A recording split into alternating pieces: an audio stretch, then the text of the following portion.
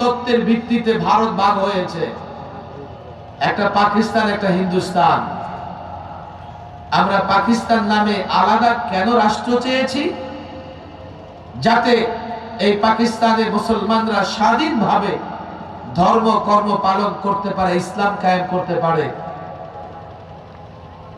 সেদিনকার সিদ্ধান্ত সঠিক ছিল।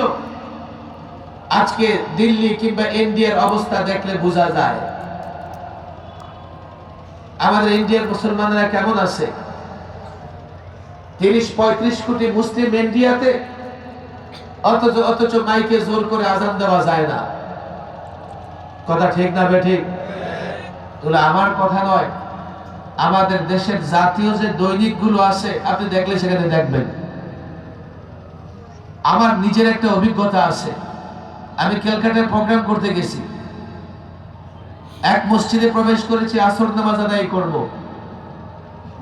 আমাদের দেশের মসজিদগুলো কেমন হয়? ইমাম দাঁড়ায়, ডানে মুসল্লি, বামে মুসল্লি। ইমাম দাঁড়িয়েছে, ডান দিকে মসজিদই নাই, দেয়াল দেওয়া, মুসল্লিরা বাঁ দিকে দাঁড়িয়েছে। আমি অবাক হলাম, ডান দিকে দেয়াল দেওয়া কেন? বের হয়ে দেখি ডান দিকের অংশ, মসজিদের অংশ দখল করে মন্দির বানিয়ে রেখেছে।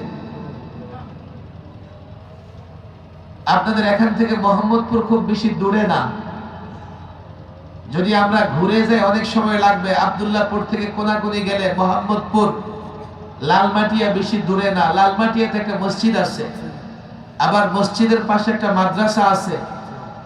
লালমাটিয়া মসজিদের বয়স কমপক্ষে 300 বছর। এই মসজিদ আবাদ করেছেন একজন বুজুর্গ আল্লাহওয়ালা মুহাম্মদুল্লাহ হাফিজ হুজুর।